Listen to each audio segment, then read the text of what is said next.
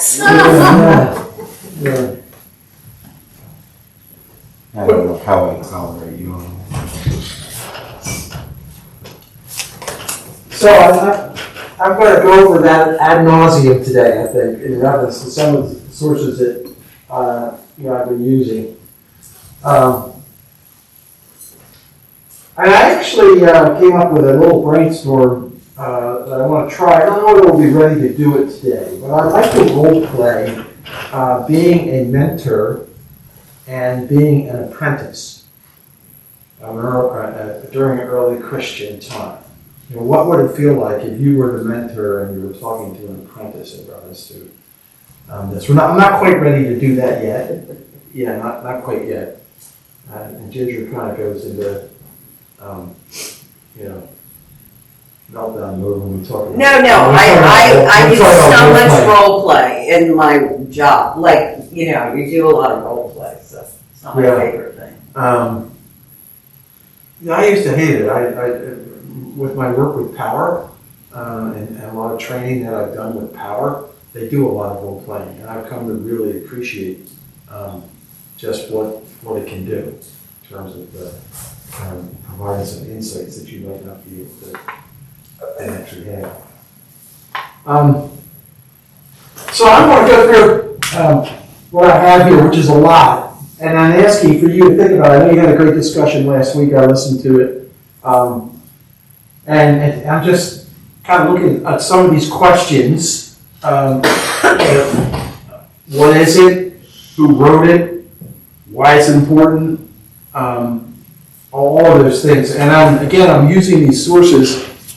You listened to Tom O'Loughlin last week talking about why study it. And I have another little segment that we're going to listen to today, which really is talking about why it's important to look at the early Christian writings, and especially the non-canonical writings, those writings other than the Gospels and the letters and all of that. He provides a little bit of an insight in reference to why it's such a good idea to do that. So, a lot of what's on the screen here is coming from O'Loughlin's book, the Didache, and also I just got this by Milovic, the Didache, Text, Translation, Analysis, and Commentary. So I don't want anybody to think that I'm an expert on this. A lot of this is coming from these two sources. And then along with that, I got the early Christian writings, and you'll hear O'Loughlin refer to First Clement and so this is actually probably something that we'll look at too after maybe we get done. Bible study. I already did first. Did you do First Clement? We're done. Tell me a little bit about First Clement. Where did you learn about First Clement? It was a year. How long ago? I don't even remember where my keys are. So don't. Your keys aren't important. Remembering First Clement's important. Yeah, important to get. Oh, that's true. So it's. Well, we're not going to look at it right now, but you'll hear O'Loughlin kind of refer to First Clement as one of the non-canonical early writings that's somewhat fascinating. Can I just ask, did everyone here know about Didache, other than this man here, before this? No. Okay, I just didn't know if I was the only. Nor the word. You're the only idiot in the group, Ginger. No, I never heard of the term at all. Okay. So I'm going to read this, and you can add some comments, and there could be a lot of comments. Come on in. It is the basic information about the Christian group's lifestyle and their activities as the new people of the way of life. Once one had absorbed this teaching, one had finished one's own apprenticeship and was ready to enter fully into the body of Christ. Then, having mastered the teaching, one was in a position, without reading books or anything else, to act as a mentor in the process of shaping others as apprentice Christians. So I've been thinking a lot about this myself and thinking about this environment, and some of you have referenced it. So here you have this Jesus character, and supposedly here, the Gospels have not even been written yet. There's no, there's none of that context that's provided here. And yet you have this group of people who know about Jesus and want to follow some of the things that he taught. And I'm thinking, who are those people? Well, it's going to be Jewish people. Jewish people that are trying to figure out, who was this Jesus, and who is this group of people who may themselves have been Jews or were Jews and have decided, to kind of follow Jesus. And what's going to distinguish them from, maybe the guy who's in the synagogue sitting next to you in the synagogue? What's going to distinguish them? And then I'm thinking about, quote, pagans, people that weren't Jewish, that are, worshiping other kinds of religions and other kinds of gods that are part of this world. And then, I don't know whether you would lump pagans and Gentiles together or not. Would they have been lumped? They would have been lumped Well, it together. depends. I mean, it depends who's using the term. If you're talking about the Jewish community, you would be lumped. Gentiles basically means pagans. Okay. So pagans is more of a statement that we use to refer to people who might believe in more naturalist, nativist traditions. Okay. But anybody who didn't believe in God, the Jews would just label Gentile. So I guess I'm thinking of that world, and here this Jesus guy, and it's no longer there, and yet you have people who are thinking of his significance and his importance and what he taught, and yet there's no text yet that you're reading about. But maybe there's probably stories being orally told about Jesus, and then you have this document that doesn't really tell the stories. It's really just telling you, here's the way that you have to live in order to follow, the way or the path that maybe Jesus put out there. So I don't know. I've been thinking a lot about that as the world, and So here I am. Okay, I saw Jesus. I heard Jesus. Jesus is gone. There's something special about this guy.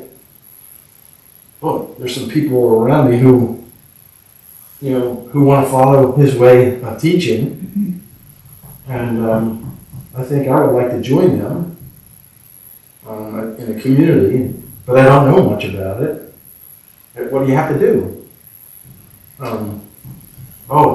There's somebody here who can teach me about what I have to do. And he knows all the things that I have to do. And he's not reading a wrong book. He's memorized it. So I've been thinking about that a little bit. Oops, sorry.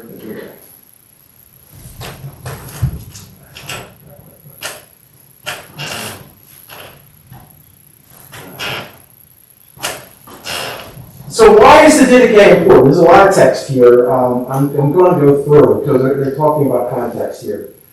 So to understand the context, the more we know about the audiences, the churches around the Mediterranean world, their situation, and all those factors we lump together under the label context, the more our understanding is enhanced.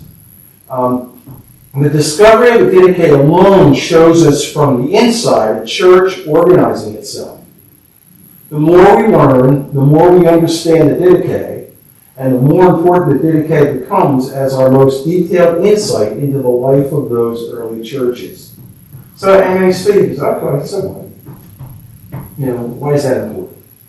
And then Rockland talks about refining the context. When we set aside the Gospels and Acts, most of the documents that we have from the 1st and 2nd century are letters.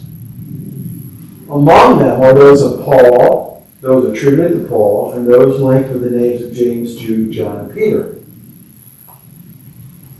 Now, this is kind of a little interesting thing about letters. Letters were links between churches. Their exchange formed a network, the church, out of those churches. So the letters were sent to each other, and they were actually gave life to churches. The problem is that most letters belong to conversations. They either expect an answer or give an answer to an earlier letter. Those that survived are only a fraction of those that were sent. Reading these letters is often like overhearing one side of a long phone conversation. We try to make sense of what we hear, but we do not know what the other end is saying. Sometimes it's clear, other times we have a good idea, and often we guess. So, and I don't think when I thought about that in terms of reading the letters of Paul, of them being letters in the way that they are.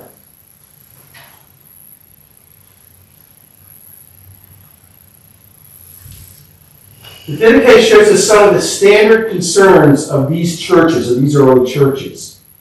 From issues of lifestyle to the importance of eating together to the problem of visiting preachers. And then it's going to talk about baptism, it's going to talk about the Eucharist, it's going to talk about all these early things. If we just read it for what it tells us, this is the Didache now, about other documents and not for what it tells us itself about Christianity, then we are missing out on a whole level of early Christian wisdom. We have Gospels which tell us the good news. We have letters that show us how Christians were formulating their beliefs. We have Acts which show us how they imagined their worldwide activity. And in the Didache, we see their approach to day-to-day living as Christians. The Didache presents us with a string of insights into what they consider to be important issues that had to be got right if they were to be disciples of the way of life. Any thoughts about that? Anything worth asking questions about? Or? It might be important to consider Didache Session, who was one of my professors at Princeton when I was we're talking about how there was an ancient understanding of the book of nature and the book of scripture. And it's these two books that would give us information about God and everything. It might be helpful if that's a paradigm that you understand. The Didache falls more into the book of nature. In other words, it's behaviors, it's what's seen, it's what one touches as one is with other people. It's rooted in the world as opposed to scripture, which is in the world, but it's more of an intellectual pursuit. It's the scriptures put down on paper. The Didache really is more about, this is the important stuff, it's about how we behave, it's about how we treat each other. That's the important of the message of Christ. It's not about an intellectual pursuit. Mm-hmm. So it speaks more to that side of you who might be more inclined to go for a walk and feel the presence of God that way as opposed to opening a book. Mm-hmm. Because one, it's as Mark's pointing out, it's memorized. It's only written down for a select few because only a select few can read it. But it's passed on from people to people. It's a natural organism, and it grows as it's shared. So some other things that I found interesting that came out of this source. The Didache sets out to form and transform the lives of Gentiles. holding the secret of how and why Jesus of Nazareth, a seemingly insignificant Galilean Jew, executed as a Roman criminal, went on to attract and convert the world. Any community that cannot artfully and effectively pass on its cherished way of life as a program for divine wisdom and graced existence cannot long endure. Any way of life that cannot be clearly specified, exhibited, and differentiated from the alternative modes of operation within the surrounding culture is doomed to growing insignificance and gradual assimilation. The Didache unfolds the training program calculated to irreversibly alter habits of perception and standards of judgment of novices coming out of a pagan lifestyle. In truth, potential members of the Way was the ones that were attempting to follow Jesus and what he was trying to teach, assess the movement not so much on the basis of claims made on behalf of Jesus, who was absent, but on the basis of their experience of the way of life members who were very much present to them. So they're looking at these members and how they're behaving, not so much thinking about the claims of who Jesus was. Didache is a mirror we can hold up to our practice as members of churches and let it help us to see ourselves in perspective. Now, that little statement that I made before made me think a little bit about our meeting yesterday. So, I mean, if I thought this statement, any community that cannot artfully and effectively pass on its cherished way of life as a program for divine wisdom and grace existence cannot long endure. Thinking about the responsibility of us right now as Christians in the 21st century of passing on our way of life. And I feel like yesterday's time together was really talking about that. So I have to tell you that there was a Didache moment for me in reference to our conversation yesterday. So as Christians that are gathered who are wanting to pass on this way of life and thinking about what John was talking about in 10 years, what's it going to be like? That there is this urgency about, we'll take care of it tomorrow? I don't think we're there. And so I think there's an interesting connection here in some respects between the Didache of the first century and Christianity in the 21st century. Any thoughts on that? Well, if you think about how we look at how the other generations learn or want to express themselves, it's far more, the Didache is a far stronger method than what we do presently. In other words, laying out beliefs and ideas in written form to millennials, Gen Xers, Gen Zers, whoever, is less likely to draw people in than people just talking and sharing about their faith or anything. We would pass it on through examples, through behaviors, as opposed to here's what we believe. Mm-hmm. Most evidence about the beginning of Christianity come from the formal end of religion. So, the great formal stories, the Gospels, and the views of the religion's experts, the epistles. But aside from the Didache, there's almost nothing about the day-to-day structures of this new movement. The Didache shows us that the disciples living out their Christianity when they were not listening to the Gospels and not hearing great teachers. We looked at that last week. So, there's a little segment here of talking about the Gospels and talking about the Didache, the contrast between the two. I don't know if verses is a fair thing to say. Verses kind of puts them at each other, but I put it up there. What is the difference between the good news gospel that is proclaimed or announced? That's the kerygma. Kerygma is the Greek for gospel. Is that correct? Kerygma. Kerygma. It should be a Y. I know he uses you. Okay. It should be a Y.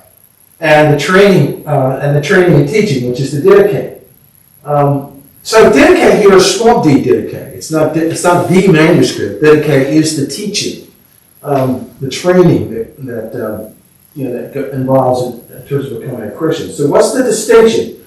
Kerygma, you rejoice at the announcement that God loves us and is sharing His life with us in Jesus. The gospel is the treasure. It tells what God has done, is doing, and has promised. And just so you know, kerygma is always meant to be the core of the faith. What's the essence of what it is we are to know? Which is that God loves us in His Son, God saves us in His Son. That's the kerygma. It's not like this huge thing, it's just this is the core of the faith. Okay, and then the Didache, or the training and teaching, is having chosen to follow Jesus, you learn how to be a disciple and how to live in Christian community.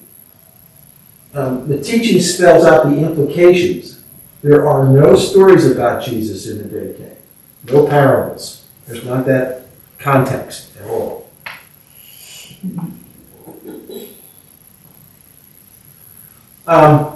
So this is just an aside. Why did it disappear? We found out that it came back in the 19th century. Yeah. So the Didache was not the sort of document that was held as precious like the Gospels or the letters, but simply useful. It was used and used, but it never got the extra cachet of being the work of an apostle. It was a training manual. It did its job, only valued for its use. And then as a training manual, it gets changed. Think about a training manual that you might have in reference to a computer that you might have been using in the 1980s. And then think about what would it be like today in 2021. Hey, nowadays you don't even get a training manual. Right. That's the problem. That's right. Because things change so quickly, or Yeah. It tells you to go online. Yeah. So you gotta And figure out how to turn on I your think computer. they expect you to know all the basics already.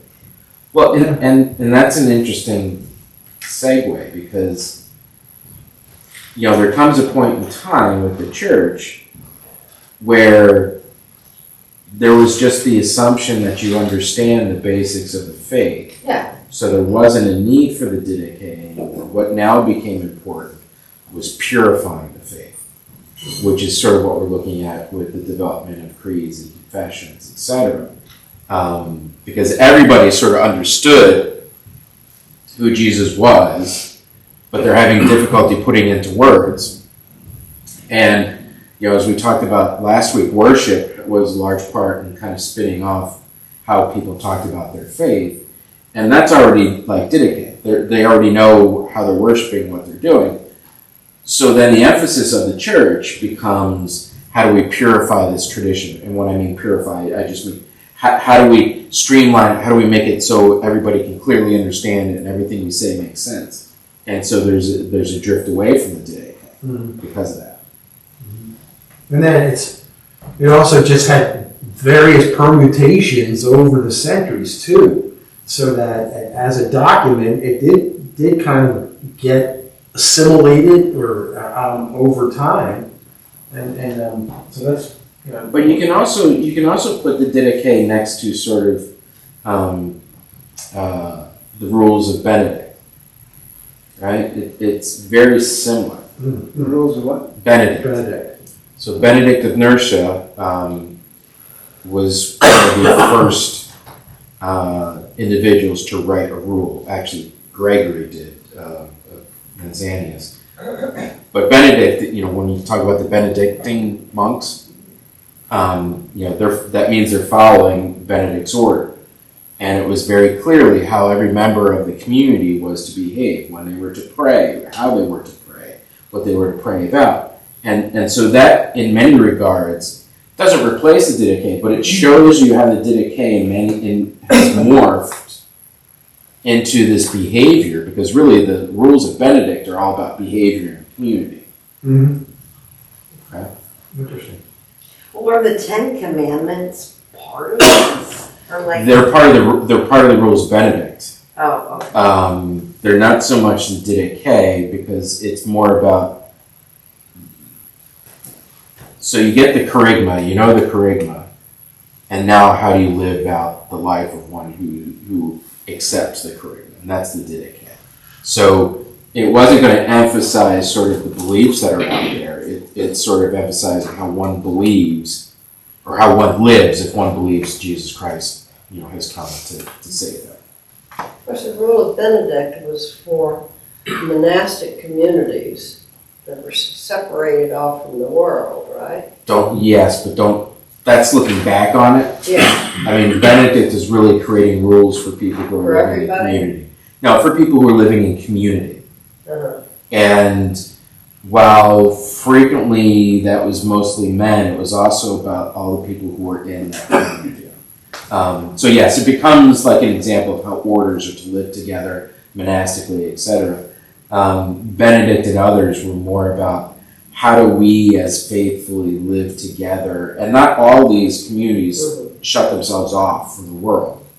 More like this community when this began. Right, that community these are our rules, we're in the world, but these are our rules of how we define who we are. Yeah, if you look at the Didache in terms of 2:2, you shall not murder, you shall not commit it. So it does have these things from the Ten Commandments. But what's kind of interesting, I just read about this and I'm holding off on talking about this until next week, is that the first 5 commandments are not included in the Didache. And that's the one about about only worshiping one God, and there was a reason for that, which we'll articulate. But there are elements of it that are part of it. Who wrote the Didache needs to be recorded as an anonymous document. Did not originate with a single individual. It originally was composed orally, and it belonged to an extended network of persons who cherished and preserved it because it served to specify standards of excellence, guiding the way of life. And finally, circulated for a good many years before any occasion arose to prepare a textual version of it. So how many years, I'm sorry, I haven't done any reading. That's right. How many years after Jesus died did this come? Well, was it 50 to 70 or something? It's certainly within the first generation. Okay. So it's before the fall of the temple. You might put it as a contemporary of Paul's letters. So it's much earlier than any of the Gospels. And it potentially could be earlier than Paul's writings, but I would look at it as a contemporary of Paul's writings. When I read it, it seemed to me more specifically about a small village. I mean, not a community in the larger sense like we use today, but a bunch of people, a small village who are living together, and these are the rules for the road, because there's stuff in there that's not spiritual in any special way. Some people are who want to live here will be expected to work. Apparently, other people maybe don't even have to work. There were implications in there that distinctly said that. The setting is intimate, so I would agree with you. It's a small grouping, but it could be a small grouping within a larger city, community, etc. The spread of Christianity doesn't occur in villages. It actually occurs in cities. Good, what? The spread of Christianity occurs in cities far more than it does in villages. So in other words, the setting that you're talking about, an intimate It setting, to me like a village. yeah, but that's not the case. It's an intimate setting of small group of people within a larger framework. I mean, they could populate one neighborhood. Yeah, it could be a neighborhood. Yeah. Yeah, but it's. Yeah. But then we're looking at it in geography, and that's not necessarily the case, because it could be a situation where you could live in a neighborhood and have people coming from outside the neighborhood to be a part of the way. Okay, so it's really about a voluntary community that's gathering in a place that could be moving around, and just what defines them as community is that they're agreeing to live this way. Okay. Maybe it's the translation that makes me think that it's more like a village than a larger community or a smaller community within a larger context. I mean, I don't know, it just seemed to me reading it that's some of the little rules, like if you're a laborer, or if you're a plumber, well, it doesn't, what am I thinking of? Mentioned specifically, if you're some kind of a craftsman, you're expected To do your job. to serve as a craftsman. Right. But if you're not, then Where's right? The craftsman is serving a larger community. well, the craftsman is serving the community, A larger small. community. So in other words, you continue to do your job. You're continuing to live in the world. If you're a farmer, you're continuing to farm. If you're a plumber, you're continuing to be a plumber. If you're a tradesman, you're still doing the tradesman. But when you gather and when you live, you're living by these rules. That was the early church. And that's what, and we see that same parallel with Paul's writings. You continue doing what you're doing in the world, but you're going to live by the standards of this community. But that doesn't mean you stop working over here.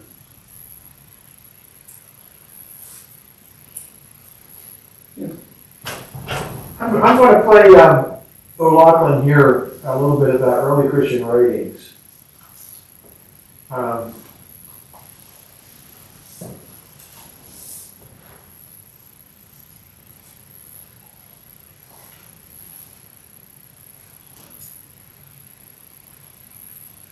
On this one, please don't try to see it. Take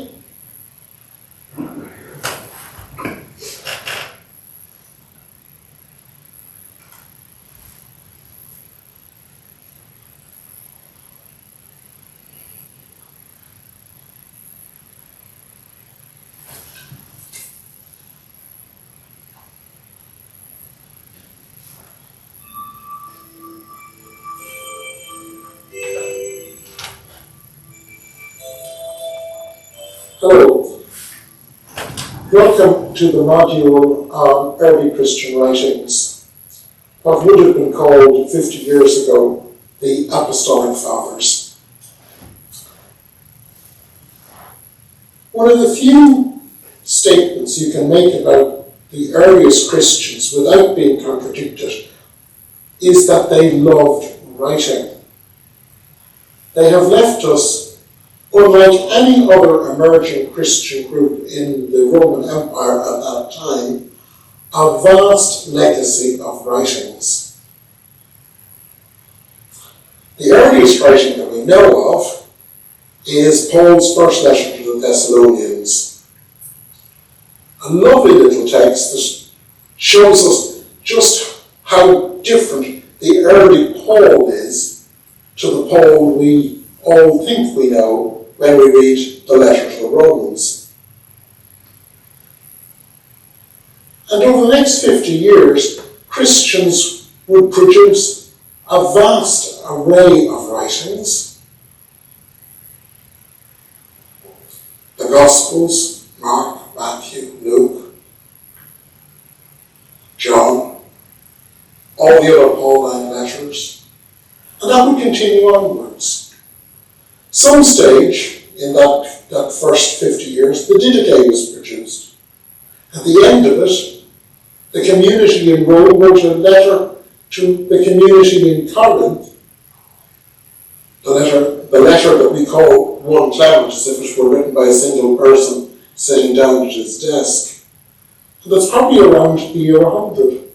So before the year 100, we have an array of writings, some of whom we know very well because they are utterly familiar as the New Testament scriptures in the canonical collection, but also other writings that can equally throw light on those earliest Christians that are hardly known at all. The Didache, the letter known as 1 Clement. And then if we push into the 2nd century, we still have some writings that became part of the New Testament canon. The pastoral epistles probably being the best example. But we also have other writings, and they show us the variety and diversity of the early churches. So for instance, we've got writings such as the letters of Ignatius of Antioch, a bishop travelling to Rome, giving his view on what an ideal church would be like. We've got accounts of martyrdoms, we've got letters and homilies.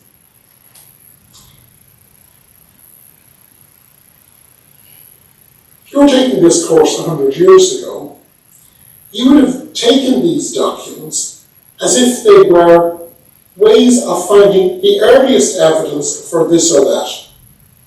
Can you find this doctrine that early? Can you find that practice this early?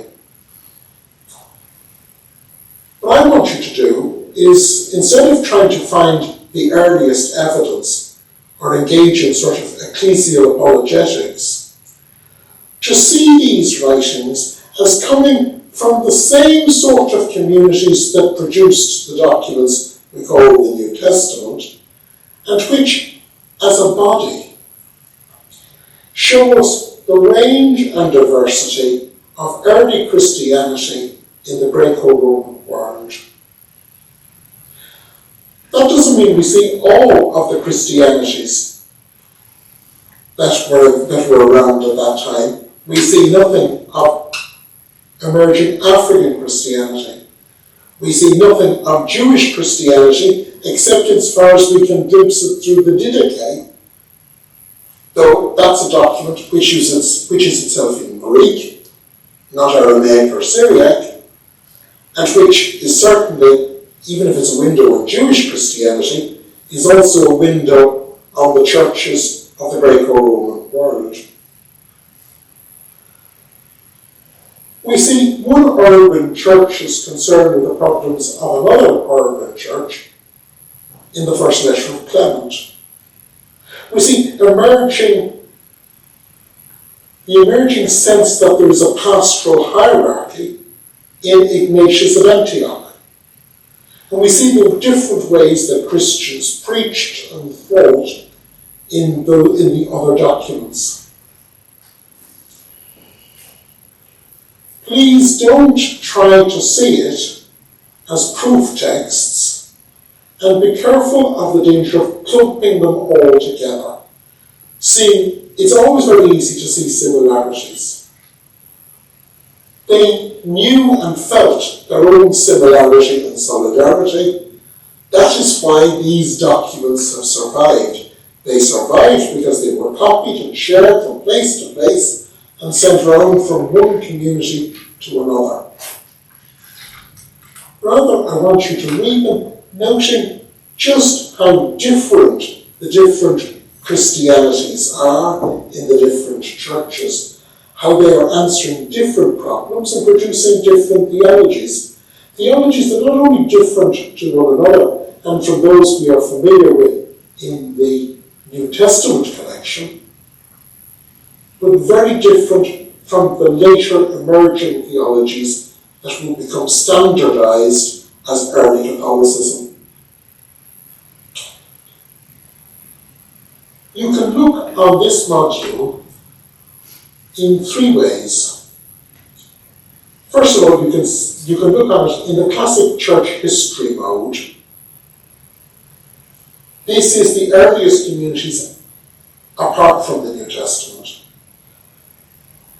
And as such, it gives you glimpses into churches in a way that we are not accustomed to looking at churches from the New Testament collection.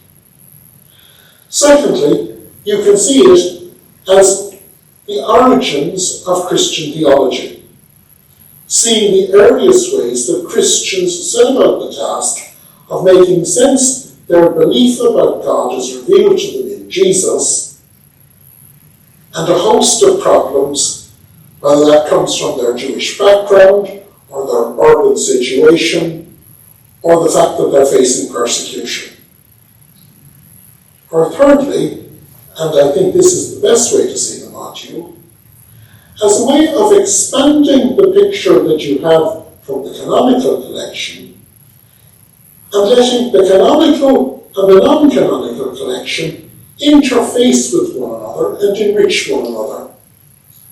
And all told, give you a better grasp on the earliest evidence that has been transmitted about Christianity. Good look at the module.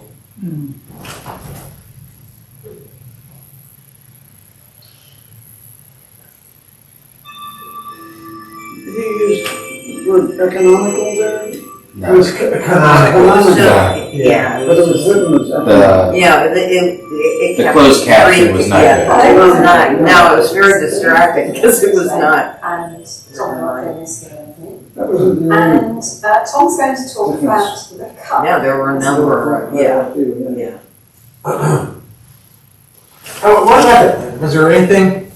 There was something there at the end that I thought was really kind of interesting, which I think is what maybe the Didache and these non-canonical writings do.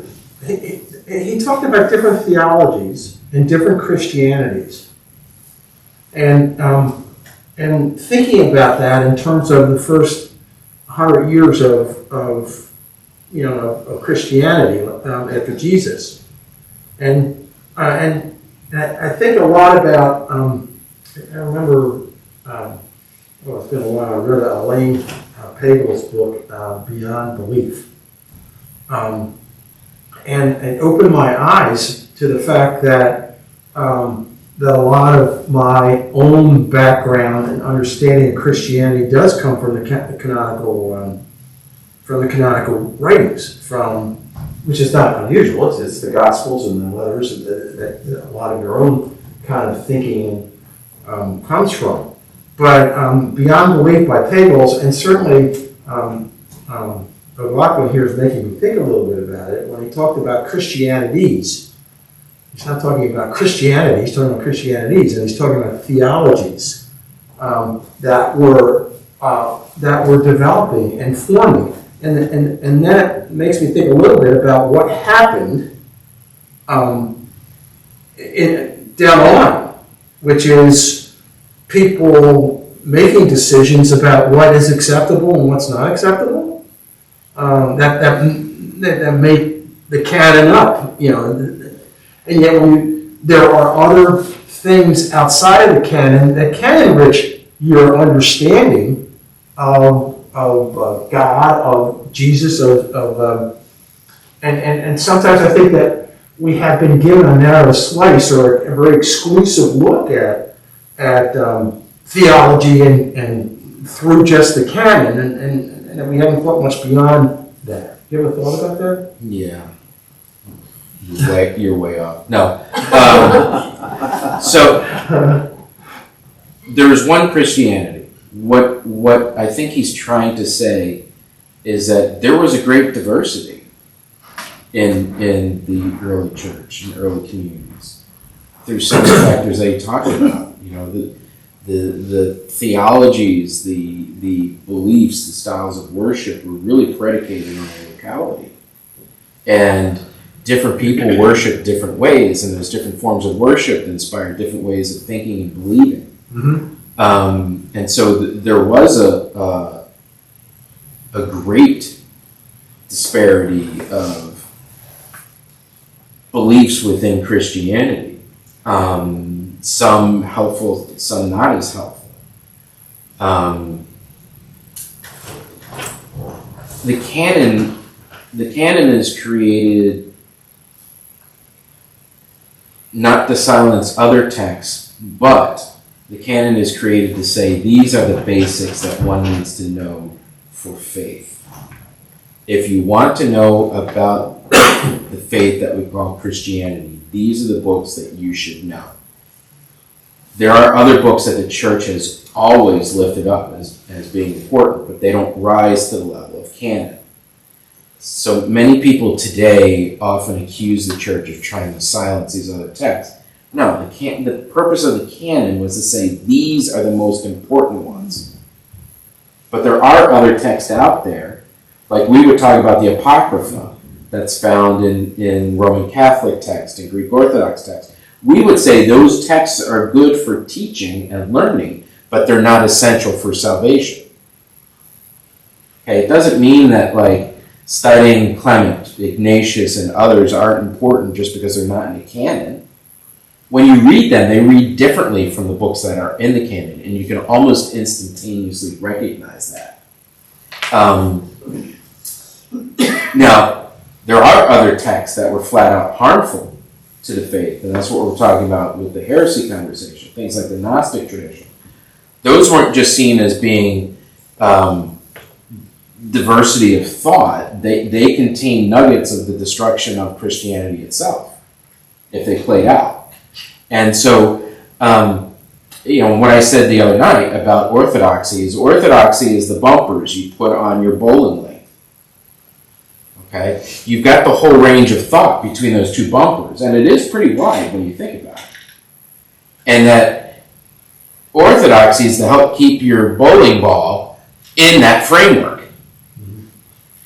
It doesn't say it has to be down this narrow slice. That's how that's how critics of the church presently, that's how some people in society presently look at the church when we talk about orthodoxy. Well, that's just one narrow lane. No, it's actually a pretty broad avenue that you can walk down.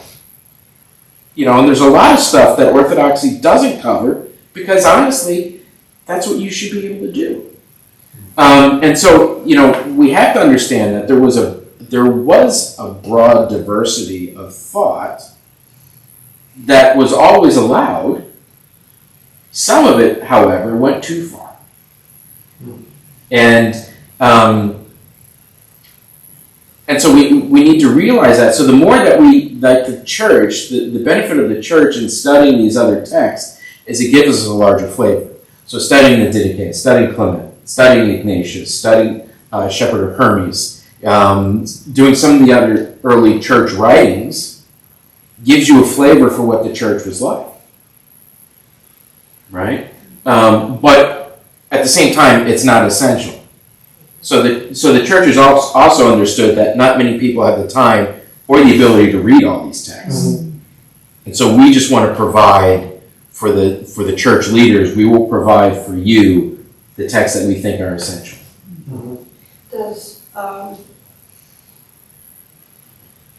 Do both the Eastern and Western Church, as well as Protestantism and Catholicism, adhere to the same bumpers, so to speak, the same orthodoxy, or are there differences around the edges? There's differences around what we would call adiaphora, which aren't that important. So it could be stylistic. It could be some But the basic liturgical principles basic principles are the same in all the Christian churches. Yeah. Now there's some differences in terms of like how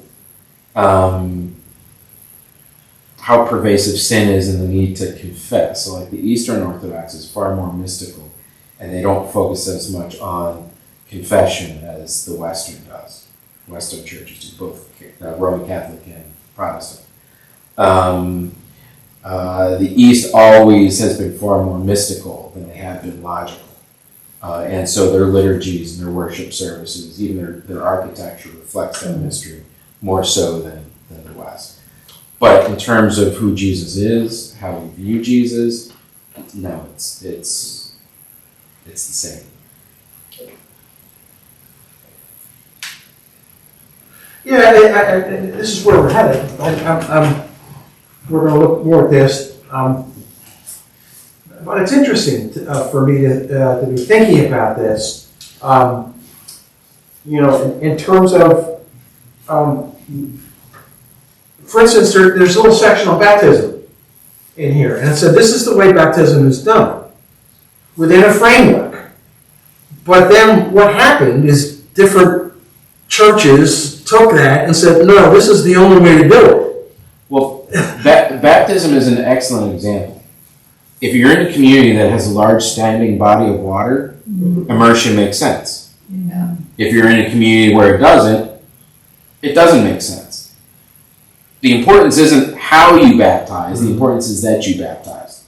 So it's okay to sprinkle, it's okay to pour, it's okay to immerse. It's whatever works for your community.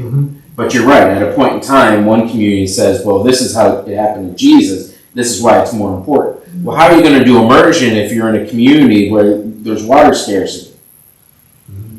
Right? Or where you draw your water from a well. You're going to throw the people down the well? Right? So it's more about how we do these things in different localities. And the Didache just talks about the importance of baptism and says it's okay to do this in a variety of ways. But the important thing is baptism. Yeah.